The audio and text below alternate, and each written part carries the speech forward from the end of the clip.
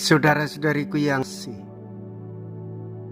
hari ini Sabtu 8 Februari 2025. Saya Romo Siga dari Paroki Santo Yusuf, Surabaya. Dalam nama Bapa dan Putra dan Roh Kudus, amin. Pengikut Kristus siang dan malam sibuk melayani orang lain. Itulah yang membuatnya hidup jujur. Orang yang berseru Tuhan, Tuhan, tetapi melalaikan amal baik kepada sesama disebut oleh Yesus munafik. Para rasul disibukkan oleh orang-orang yang memerlukan bantuan. Begitu banyak yang datang sampai-sampai tidak sempat makan. Mereka menaruh belas kasih seturut teladan Kristus. Mereka itu bagaikan domba-domba tak bergembala. Mea culpa, mea culpa, mea maxima culpa.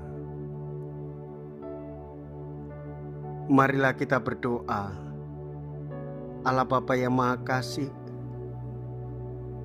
Namamu dimuliakan bila orang saling menaruh cinta kasih, sebab Engkaulah sumber segala kebaikan. Semoga semua orang Kau himpun menjadi umat-Mu yang rukun bersatu dan saling menaruh cinta kasih agar mereka hidup bahagia. Dengan pengantaraan Yesus Kristus Putra-Mu Tuhan kami, yang hidup dan berkuasa bersama dengan Dikau dalam persatuan Roh Kudus, Allah sepanjang segala masa. Amin. Tuhan bersamamu dan bersama rohmu. Inilah Injil suci menurut Markus. Dimuliakanlah Tuhan. Markus bab 6 ayat 30 sampai dengan ayat 34. Pada waktu itu Yesus mengutus murid-muridnya mewartakan Injil. Setelah menunaikan tugas itu, mereka kembali berkumpul dengan Yesus dan memberitahukan kepadanya semua yang mereka kerjakan dan ajarkan. Lalu Yesus berkata kepada mereka, "Marilah kita pergi ke tempat yang sunyi, supaya kita sendirian dan beristirahatlah sejenak." Memang begitu banyaknya orang yang datang dan pergi, sehingga makan pun mereka tidak sempat. Maka pergilah mereka mengasingkan diri dengan perahu ke tempat yang sunyi. Tetapi pada waktu mereka bertolak, banyak orang melihat dan mereka mengetahui tujuannya. Dengan mengambil jalan darat, segeralah datang orang dari semua kota ke tempat itu dan mereka malah mendahului Yesus. Ketika mendarat, Yesus melihat jumlah orang yang begitu banyak, maka tergeraklah hatinya oleh belas kasihan kepada mereka, karena mereka seperti domba yang tidak mempunyai gembala. Lalu mulailah Yesus mengajarkan banyak hal kepada mereka.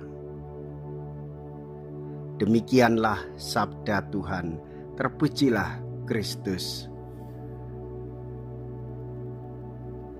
Saudara-saudariku yang terkasih, Yesus mengajak para murid untuk menyendiri.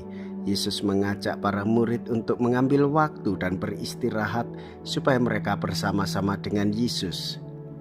Dengan demikian kita belajar dalam keseharian, dalam bekerja, dalam pelayanan, apakah kita punya waktu khusus bersama dengan Tuhan Yesus, sejenak memikirkan apa yang dikehendaki oleh Tuhan untuk kita kerjakan, sejenak untuk merenungkan supaya jiwa, raga, dan hidup rohani kita ini dipenuhi oleh kasih Tuhan, sehingga kita tiada henti untuk melayani karena sumber kekuatannya berasal dari Tuhan Yesus. Jikalau kita berani hidup menderita dalam Yesus, maka kita pun akan dipermuliakan di dalam Kristus. Terpujilah nama Yesus, Bunda Maria, dan Santo Yosef untuk selama-lamanya.